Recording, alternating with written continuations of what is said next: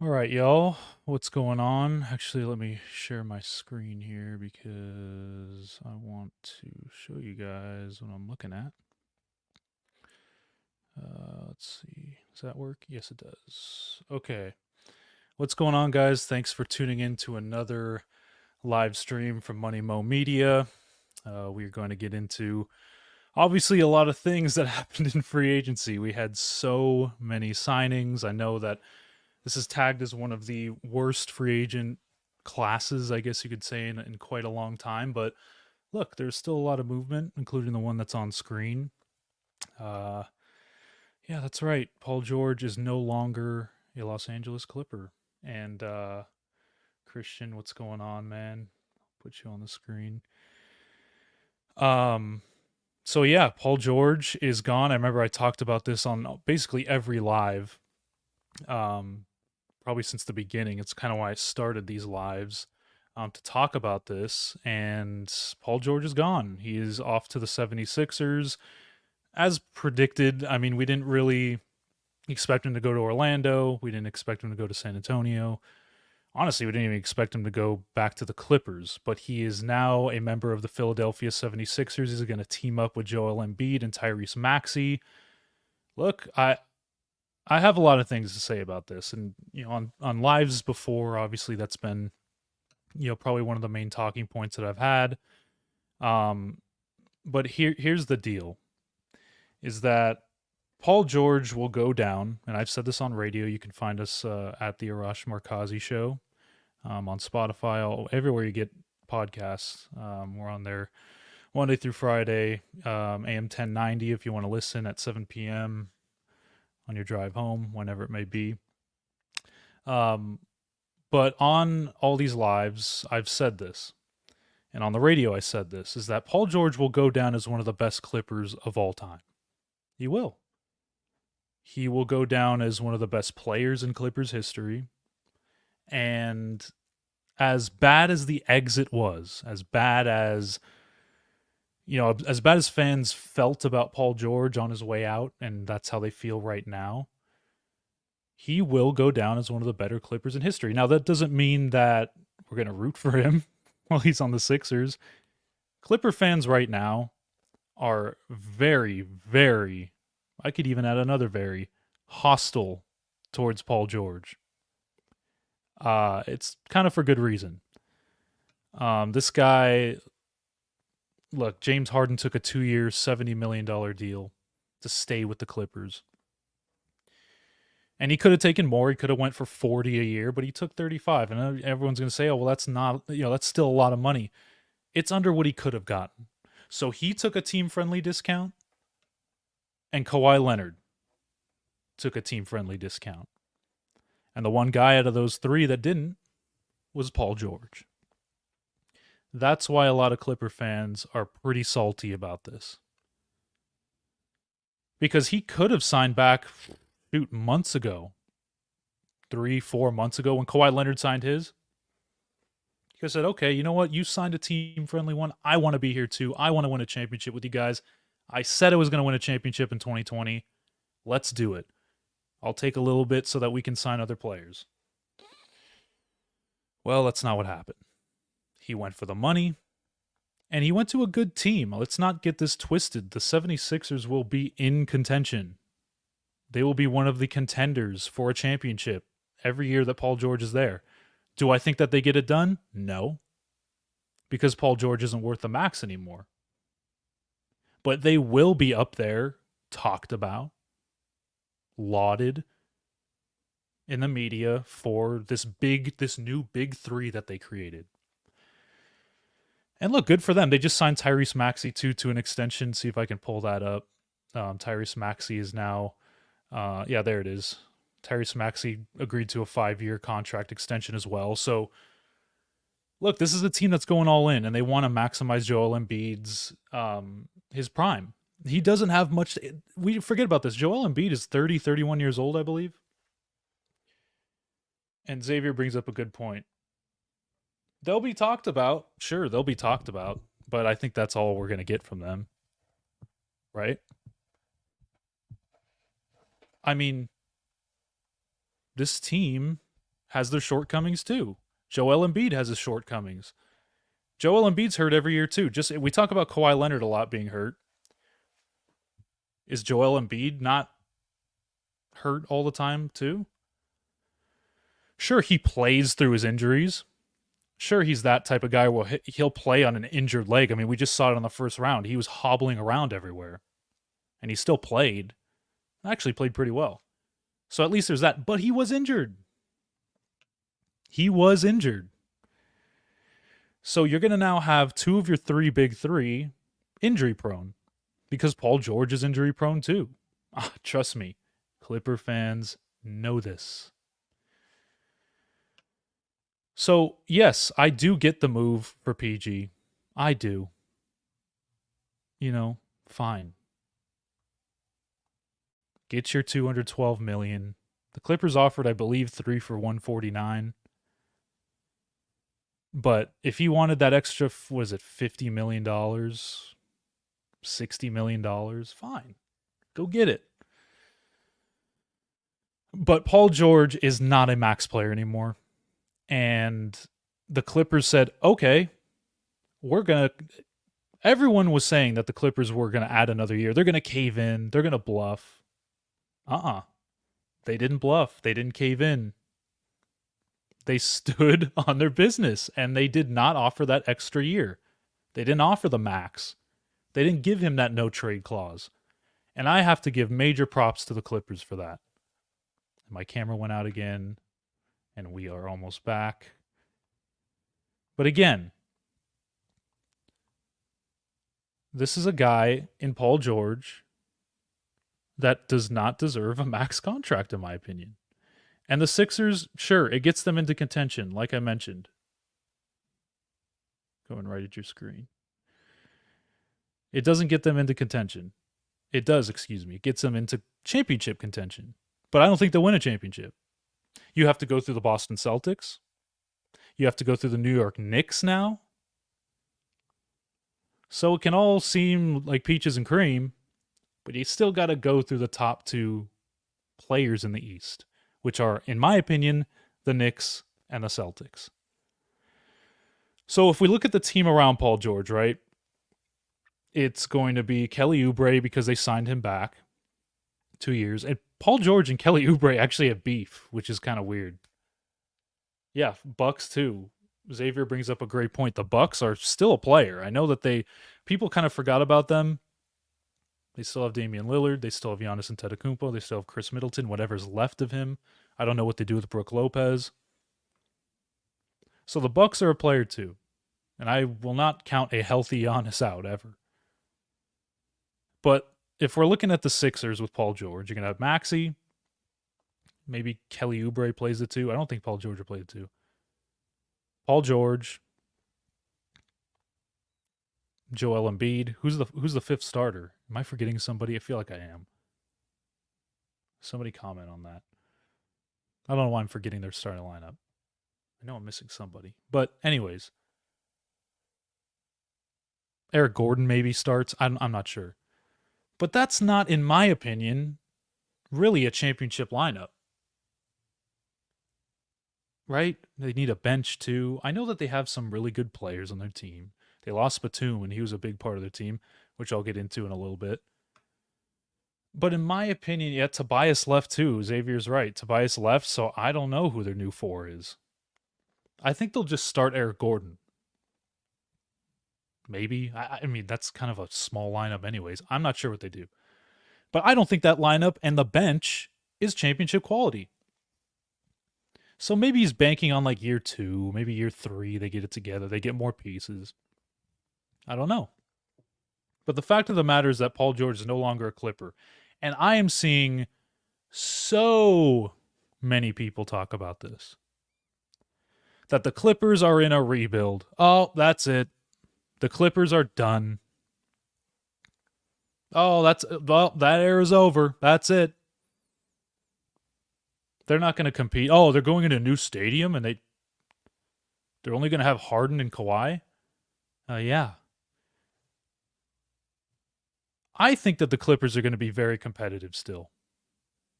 I think that they're going to be not a top seed in the West, because they weren't even last year with Paul George. But they will be in the playoffs. I think they'll be in the playoffs. Everybody's roasting the Clippers right now. You let Paul George walk for a max?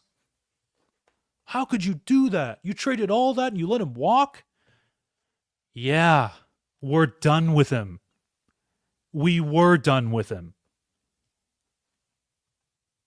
That experiment is over. And, Laker fans can come in here and they can talk as much as they want, right? The Lakers have signed 0 people. Okay, they signed Max Christie. That's their own player. They haven't made a trade. They don't even have a supporting staff for their head coach, JJ Redick, yet. And I saw everyone parading around the Clippers losing Paul George. I don't think people understand how bad Paul George was in the playoffs this year. 19 points per game, 30% shooting from the floor.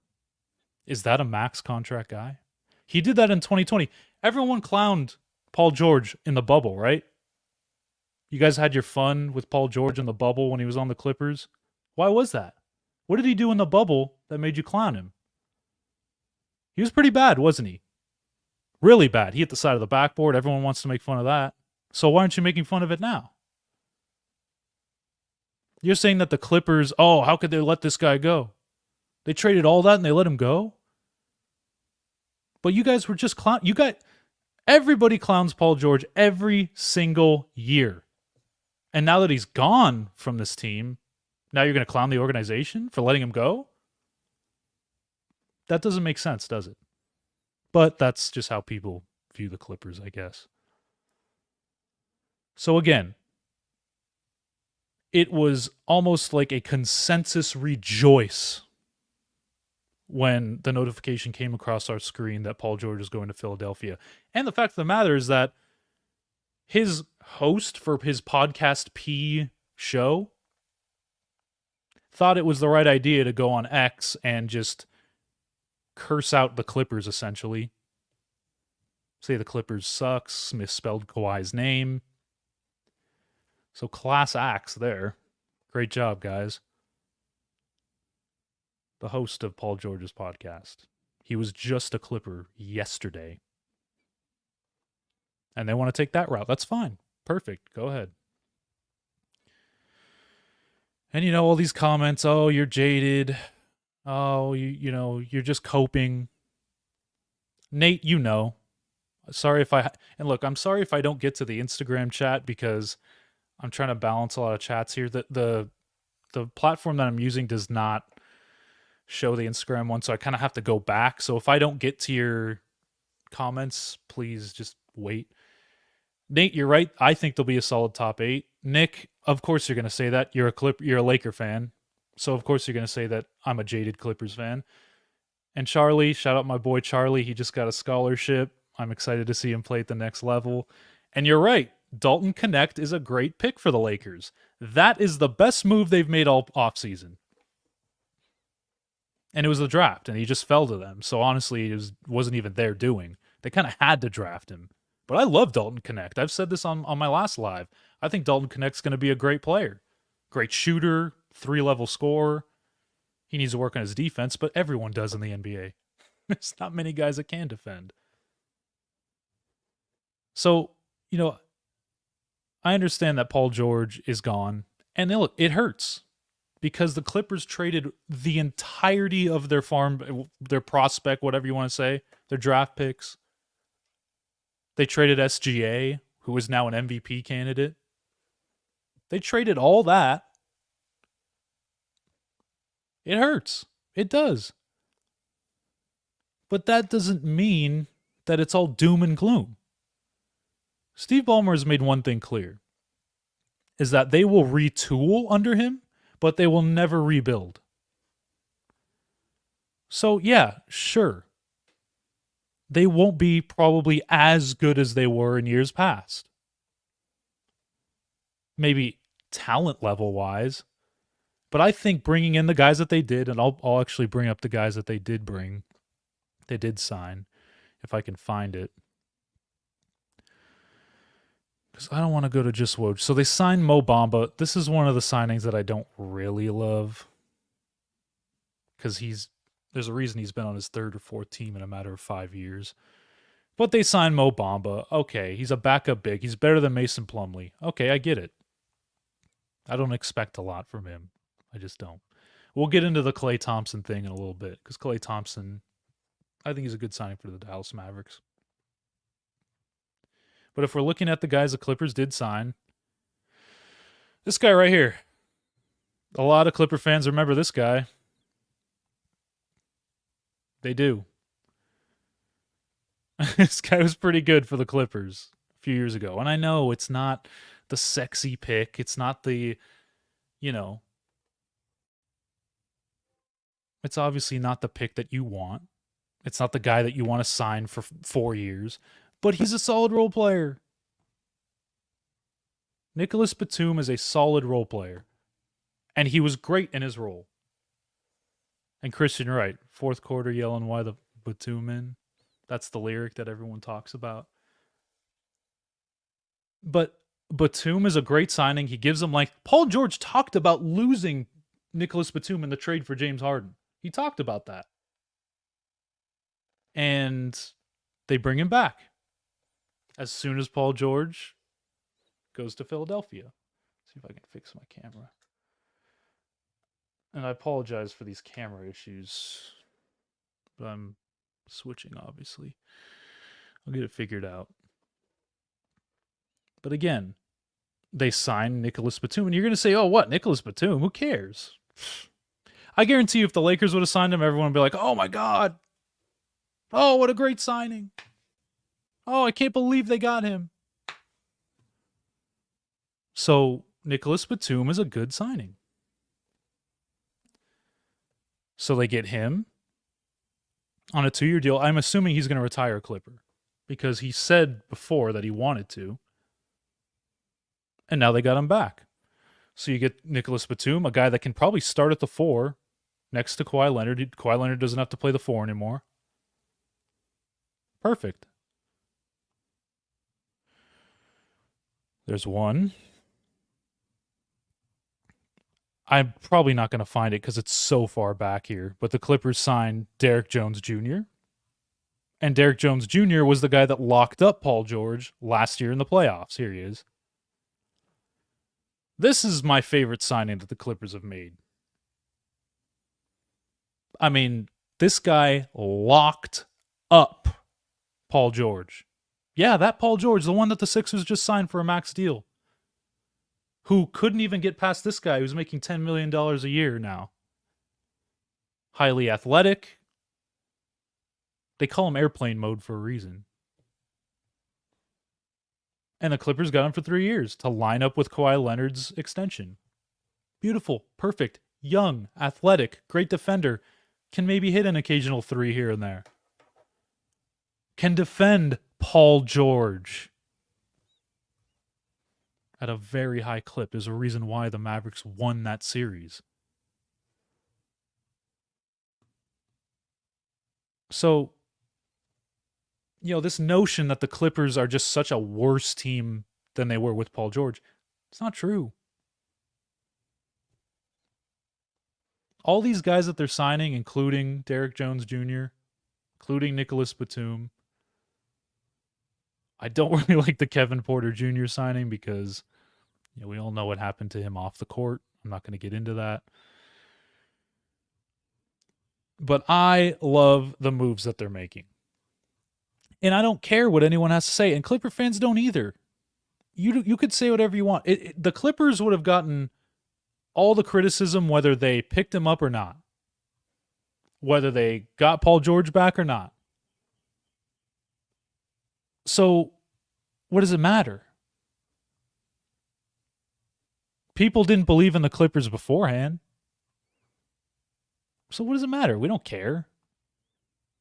People hated on the Clippers before with Paul George. Now it doesn't matter. So again, this notion that the Clippers are going to be so much worse. They're going to be a 10 seed. Oh, they're going to be 11 seed. I hate that. Are you kidding me? Here's Chris Dunn. Chris Dunn is one of the best guard defenders in basketball, and nobody knows it because he played for the Utah Jazz. Sure, he's not the sexy name. He's not the name that you see pop up on a screen.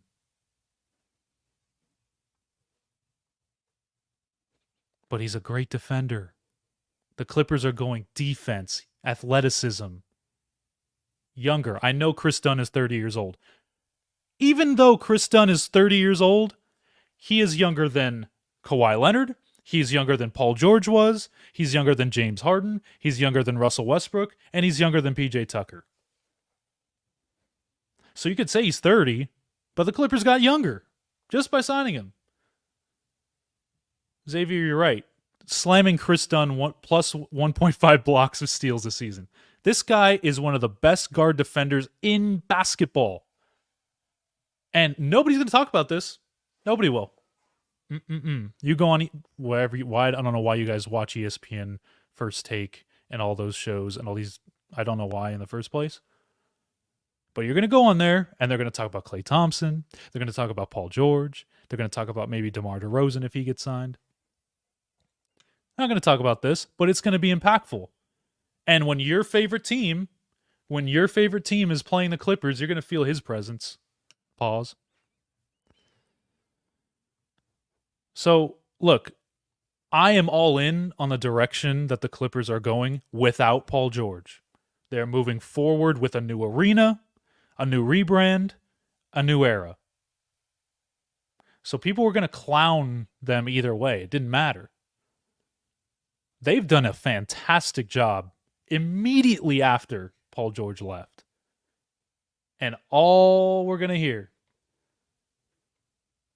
oh, they're going to be so much worse. Oh, 10 seed incoming, 11 seed. And you could talk about health all you want.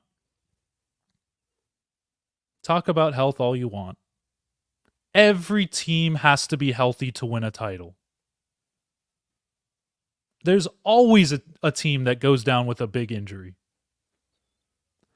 Any team that's in contention status, probably besides the Boston Celtics because they lost Kristaps Porzingis and still was very good.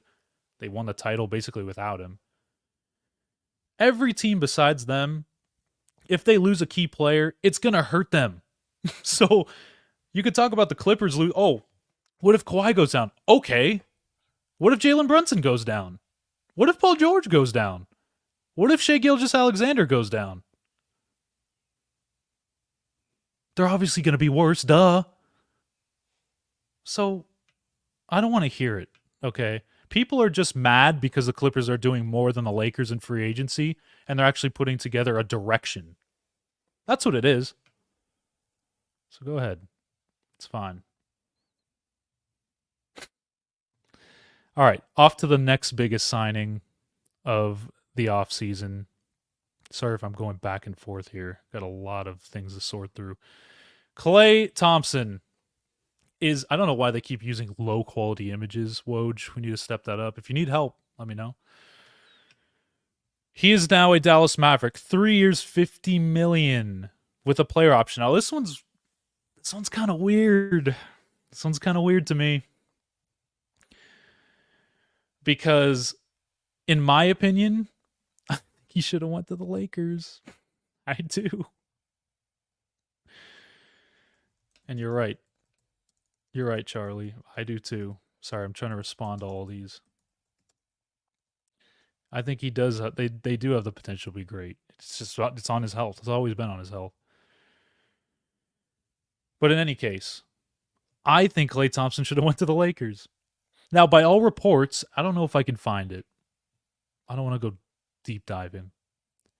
By all reports, it said that the Lakers offered him a lot of money. Now, I don't know how true that is. I don't think it's true. They said that they offered him $20 million a year. Come on, man. I don't think they offered $20 million a year. Now, there were reports that LeBron was going to take less to make sure he joins up with Klay Thompson on the Lakers. And obviously, Klay said, I don't care.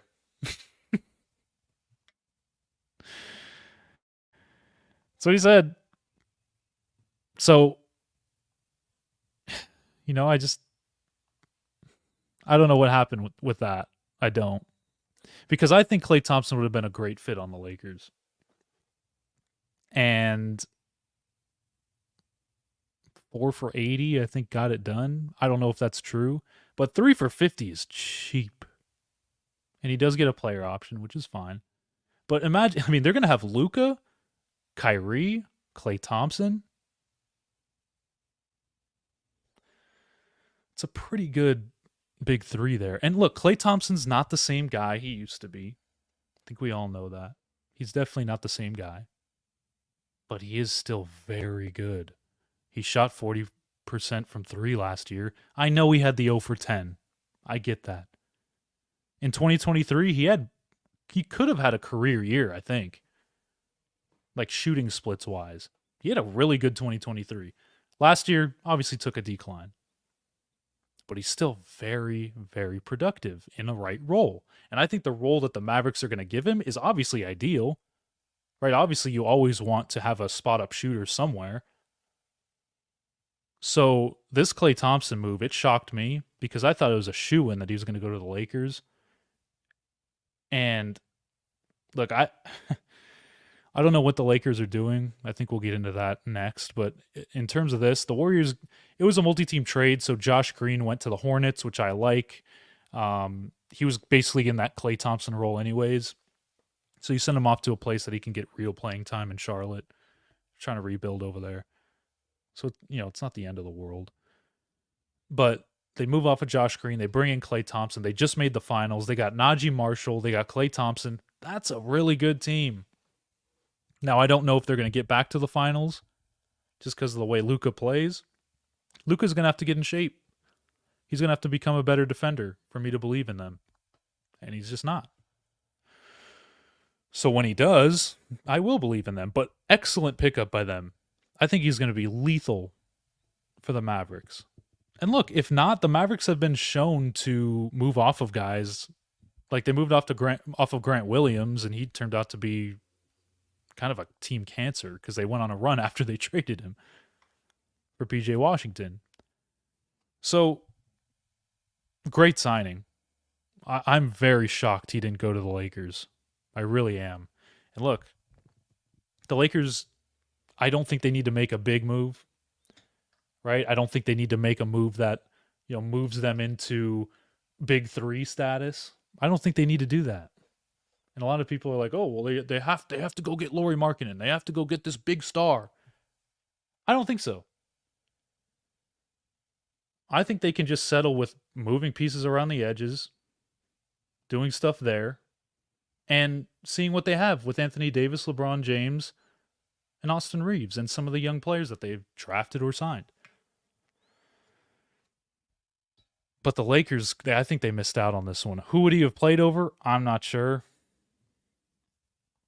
But again, kind of had to take that chance, right? And they didn't.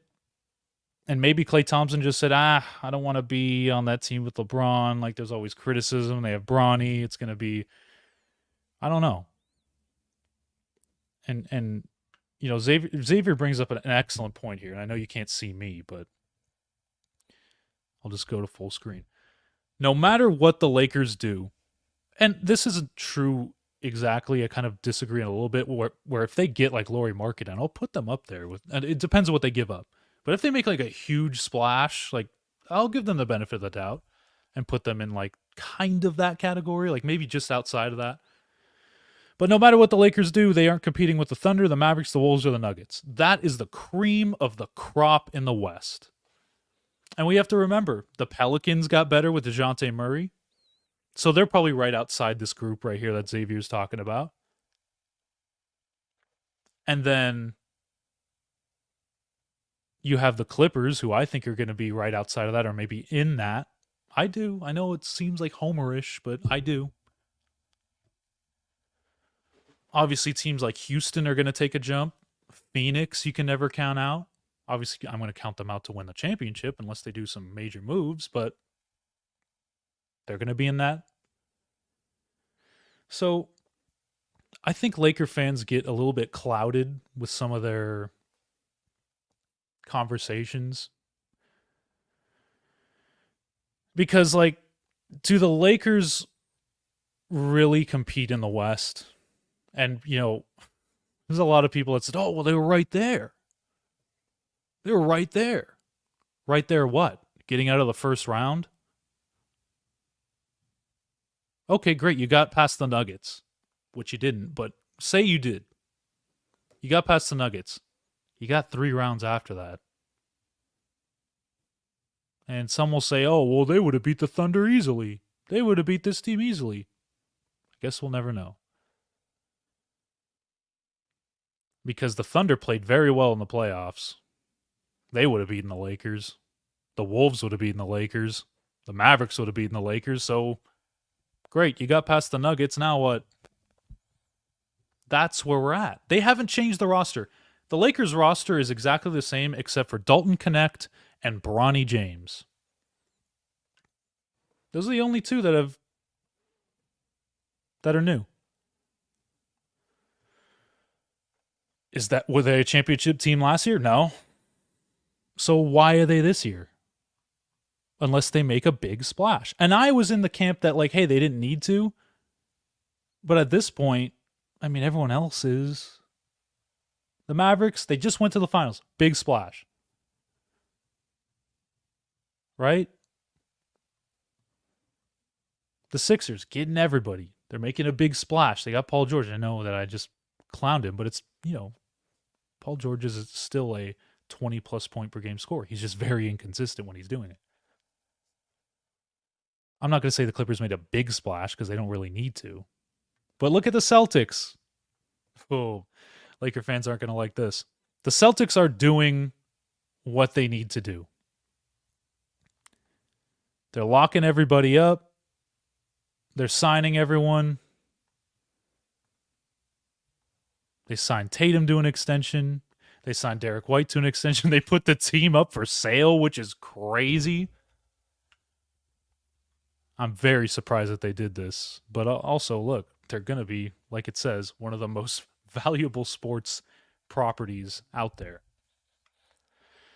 So they're going to sell for billions. And, Jared brings up a great point here, too. I'm assuming this is Jared. Yeah, he said co-op, so this is Jared. This right here. They've fallen into becoming that powerhouse team, and they rely on the past. Jeannie Buss relies on Dr. Buss's legacy. I mean, they've been, what was the stat? I'm not going to go and find it. The Lakers haven't been past the 7 seed since like 2012 or 2011. They've either missed the playoffs or been the 7 seed. And they went to the finals at one time. One time. So they've been the 7 seed one time since 2011. And they won the title that year. But outside of that 2020 year, it has been tumultuous. It has been bad front office decisions. It has been bad trades, multiple coaches. And people want to clown on the Clippers. Sure, that's okay. The Clippers have never won a title. They've never been to the finals. I get it. We all get it. All of your jokes, we understand. But the Lakers, yes, they won the title. That's great. But since then, 7 seed first round exit. Missed the playoffs with Russell Westbrook. Went to the conference finals, but lost to the Nuggets and got swept. Last year, play-in, 7 seed, first round exit. 2019, didn't even make the playoffs. 2018, all the way back to 2012, missed the playoffs. Lottery team. So I don't know what direction these Lakers go, but the Celtics are doing all of the right things. They're making the right moves. They're signing up the right players. They're locking up the right players. They're just doing it right. And Laker fans hate to admit it, so I'll do it. They're doing everything right. And that's why they have more championships now than the Lakers, because they've done things right recently. This is what it is, man. And Charlie, what do I got on CP3? I love the move for the Spurs. I think the CP3 to the Spurs move was something that I actually wanted to bring up actually a while ago, but I never got to it. But look at the stat or stats. Let's see. Let me bring this up. So, this is what Chris Paul does to teams. And you could say whatever you want. You could say whatever you want about Chris Paul. But the stats don't lie. This guy makes teams better. I remember when he came to the Clippers, they were a laughingstock. They were a team that just got Blake Griffin and they needed that extra star. They needed that star power. Look at the winning percentage. 390 to 606. Then he went to the Rockets, and they were already a good team, but he elevated them. 793 winning percentage. That Thunder team, that was the year that SGA got traded. Paul George was gone. It's like, oh, the Thunder are going to be a lottery team. They're going to probably trade Chris Paul at the deadline. They ended up going to the playoffs in the bubble. I think they were the 4 or the 5 seed. They weren't just in. They were like solidified in. They were one of the better teams in the West with Chris Paul and SGA. Then he goes to the Suns. The Suns did not make the playoffs in the bubble. Oh, we need that spark. We need somebody to come in, a veteran. They get Chris Paul, and they go to the finals. Obviously, they lost to the Bucks.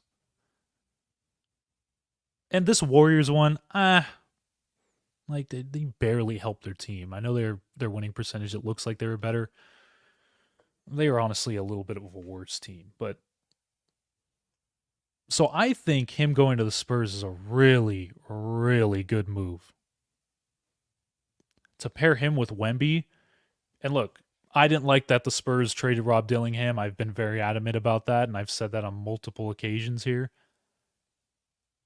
But Chris Paul to the Spurs makes so much sense.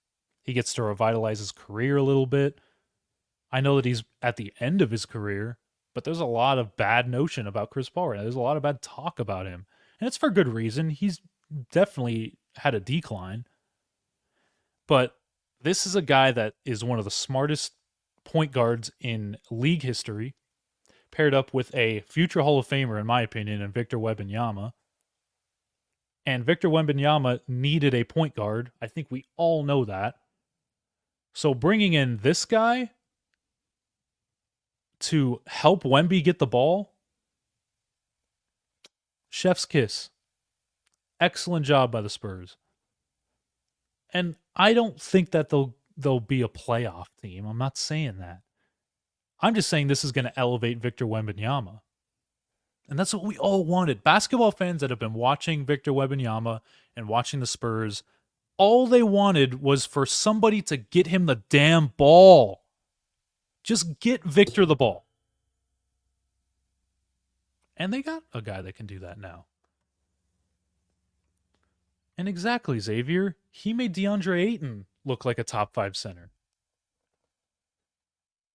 So, like, this is a guy that can elevate centers. He can elevate those types of players. So I love this signing. I know that it's not a needle mover. It's not something that'll get them to contender status. It isn't the same Chris Paul that we know from the Clipper days and the Hornets days. But it's still a very good signing for the development of Victor Wembanyama. Popovich, CP3, and Wemby, that's a pretty smart 3. I'm not going to say big 3 because it's going a little bit overboard. But that's a smart group right there. And it'll rub off on the younger guys too, because they are going to see how Chris Paul operates, how he works on a day-to-day basis, and they're going to take notes from it. That's why these veterans that come in are always so crucial to me, and why this one, it's going to go underrated, but I think it's a really cool signing. And again, the Spurs, like Jared mentions, the Spurs are probably going to be a dynasty soon anyways, so like, we got to take all these times that they don't make the playoffs. We can't take those for granted. Like, we got because they're going to be cooking every one of our teams soon. I'm looking forward to watching the Spurs too this year, Charlie. They're going to be much better to watch. So I love that Spurs Chris Paul thing. Not a lot of people are going to be talking about it, but I really do like it. Um, honestly, guys, there's not like too much big signings. I mean, this maybe we could talk about the largest deal in NBA history for Jason Tatum, who I think is one of the best players in the league. Still, a lot of people don't. A lot of people don't think that Jason Tatum's even a top 8 player. They think that he chokes in the playoffs when he really doesn't. He had one of his better playoffs this year in terms of distributing the ball, rebounding. Yeah, he didn't win Finals MVP. Okay. He's been All NBA how many times? All Star how many times? Has a championship. Been to 2 championships. Been to the Eastern Conference Finals many times. He deserves it. And he's just going to keep getting better. This guy's 26 years old. Like, let's relax on all this talk about Jason Tatum. They just want a chip, man. You reward guys that win a chip. Jason Tatum deserves that contract. I know it's the largest in NBA history, but you got to give it to him. What are you going to not give it to him? Let him walk? No. I love the Batum thing. I already mentioned that. All these other signings, like, yeah, like Tobias Harris. I don't know. I don't know how Tobias Harris got $52 million, man. I don't know how that happened, but holy moly. They did it. And I love how they word this. This is another thing I want to talk about. How these insiders talk about these deals where it's like, oh, the agent got this deal done behind the scenes and he was such an instrument. It's like, dude, we don't care about what the agent did. And the agents tell them to do it. Like, I think it's pretty obvious, but it's like, agent Mark Bartelstein did this behind the scenes and he was just such an instrumental part of this. It's like, dude, we don't look at here it is. Hartstein's agents closed on a deal in the early hours of Monday. It's like, okay, we don't care. That's the one I wanted to. I don't know why I missed this signing.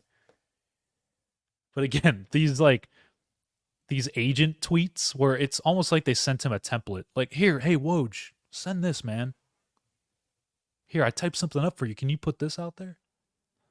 It's so obvious at this point. Like that and the betting thing. It's just like, stop playing gymnastics here. Can you just tell us? Just tell us you're doing it. We get it. You got to make your money.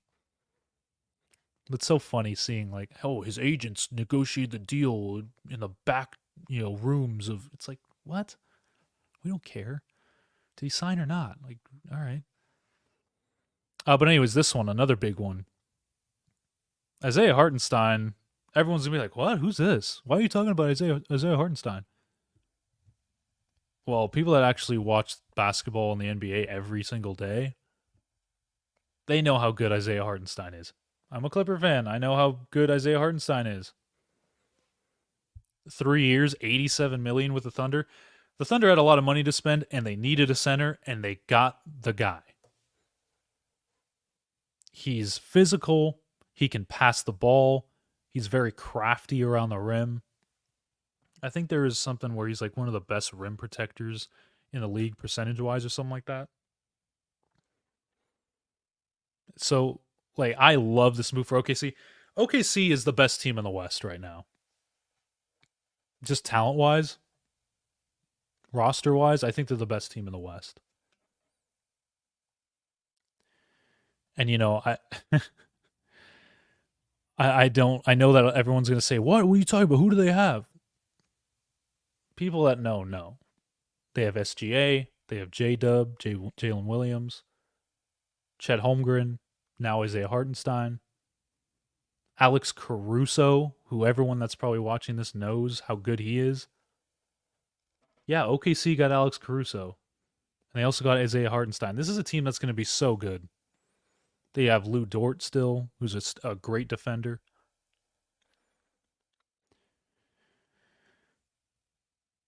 The Knicks lost a good one, man. Like the Knicks, they're gonna really miss Isaiah Hartenstein. He was instrumental in a lot of their playoff wins and in a lot of their wins down the stretch. He was huge for them, especially on the contract that he was on. He was like 2 for 16 was the contract he was on. So like that's a big. I think it's a bigger loss for New York than it is an ad for OKC because New York they just now have Mitchell Robinson, and I think that's it. Jericho Sims, I guess. So like, and I don't think they're keeping Precious Achua. So the Knicks, like, it's a big loss. He was one of the best centers in the league for the second half of the year. Seriously, I'm not even exaggerating. Like he was one of the best centers. So OKC gets him. Excellent move. They're the number one team in my opinion in the West. But look, this West is going to be tough. The East is now going to be even tougher. Orlando, I love what Orlando did with KCP. They signed KCP. Shoot, I'm going to have to scroll all the way back to find that one.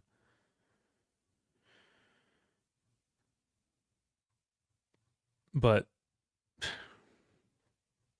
Orlando's doing something too. I love what Orlando's doing. I guess we could talk about Plumlee.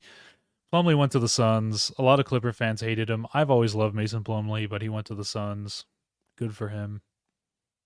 It's not like groundbreaking news, but a lot of my friends would like that one. But yeah, this one right here, KCP. All Laker fans know who KCP is, not just because he played with the Lakers and won a championship there, but he beat the Lakers to go on to win a championship with Denver. And KCP going to Orlando, that's a really good move. The Magic were in talks for Paul George, Klay Thompson, that kind of status, but obviously that never came to fruition. I think that the Magic had their eyes set on KCP the whole time. And look, he was like it says, he was a starting shooting guard for 2 NBA title teams. He's really good, and 3 for 66. That's a good deal, especially when they had the max to offer players. So I love this move. I think the Magic are going to be another team that's like right outside of that top 3, top 4. So I love that move. I think that the Magic are going to be even better next year. They had that playoff experience. They took the Cavaliers to 7. They're going to be good too. People forget about how good they were last year. They're going to be even better. I think Paolo takes another step. I think Franz Wagner becomes a better shooter. It's a dangerous team, man. So Paul George, again, good luck in the East. So yeah, we mentioned that too. Where's that at? Did I pass it up? Cade Cunningham. Cade Cunningham signing a 5-year max. I like Cade Cunningham, but not for 5 years, $226 million. But if you're Detroit, like you had to do it. You had to. Cade getting a bag is insane. You're right. But you had to do it. Like, who else are you going to pay? No one else is coming to Detroit. I like what Chandler Parsons said. Nobody's going to come to Detroit as a free agent. So you got to sign your players that you draft. And Cade's fine. I don't think he's worth all that money. Maybe he can turn into that. I'm not sure. But as of now, no. So, man, there's been so many moves. And look, there's going to be a lot of other moves too. There is. I mean, DeMar DeRozan still hasn't signed with anybody yet. There's going to be trades. I don't know if Lauri Markkanen becomes one of those guys that gets traded. Let me see if I can bring some people in here. Let's see if anyone wants to join me. And again, I'm not going to add you if you're in the dark or if you're almost ready to go to sleep. If you're I can't see your face. I don't. So let's see who comes on. I need some people up in here. I said my piece. I said I had my serious segment of this live. We can now talk about this is whatever we want. So anybody, I think I sent it to both of the chats that I usually do, but DeMar's a Laker, unfortunately. I don't think it's unfortunate. I just think that it is what it is. I mean, I don't really like the fit there, but again, I wanted him on the Clippers, so it's easy to say. See if anyone comes on. If not, we may just end it early because free agency, like I mentioned, there's not a lot of people like that need to be signed. There's not a lot of like big free agents out there, and all the ones that we already kind of knew, they're already signed. So it's like now we're just gonna see smaller moves and trades. It's really all we're gonna see now. So again, I some of these moves, man, crazy. Like I'm just so surprised the Lakers didn't get Klay. And for the Clippers, I love their moves. I love that they got Batum. I love that they got Chris Dunn. Sure, losing Paul George is going to hurt at times, but they're moving towards being young, being athletic. So I like it. I don't really mind them losing Paul George. Clipper fans don't mind it. And again, James Harden signed a 1-1, so he can opt out, and the Clippers will be right back in business to sign a top free agent in a couple years. So, all right, whatever. We don't really care. That's the thing about it, is that like everyone's trying to make this out like, oh my God, the Clippers, what? All right, whatever. Bye, sayonara. We're starting something fresh. We got a new arena. We got a new rebrand that I'm so excited about. That new arena, that rebrand, chef's kiss. I love it. But it will not be with Paul George, and I think a lot of Clipper fans can agree with me that they're excited for this new kind of era. And there's also rumors of Zach LaVine maybe being routed to the Clippers in some sort of deal. That Chris Dunn deal that I mentioned, they're still working on a sign and trade for that. Now, I don't know what the Clippers have up their sleeve, but I'm just telling you that Chris Dunn signing to Utah, Clippers are trying to get more out of that. So we'll see what happens there. But again, this right here, let's see if I can just pull up his picture. I don't think it moves the needle too much for the East. Like the East is still the Knicks and the Celtics, and then it's the Sixers after that. And honestly, you could have probably said that anyways. Does Paul George elevate them at times? Yeah, of course. He's almost an all NBA level player. At times. Inconsistently.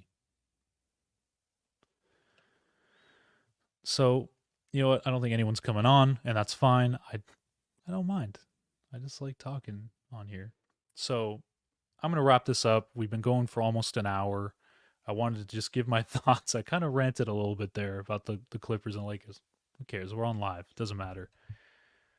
So we're going to wrap this up. Again, thank you guys so much. Anybody that tuned in, whether it was for a second, whether you just passed by, whether you commented, you chatted, it doesn't matter. I really appreciate everybody taking the time that watched this. You can follow me at MoneyMo Media, at GMono48. All these people that are on here probably already know that. I'll post clips and everything on TikTok and on YouTube Shorts, so you can watch that. You can rewatch these if you want to. But we're going to be live throughout the week, just talking like this, bringing my friends on. Nobody wanted to come on tonight. It's cool. Everyone was probably hiding in the dark. Everyone was probably sleeping or ready to go to sleep because I have a lot of friends on the East Coast. But thank you guys so much. This has been Grant Mona from MoneyMo Media. I will see you guys in the next live. Stay safe. Have a great night. Probably see you tomorrow night. See you guys.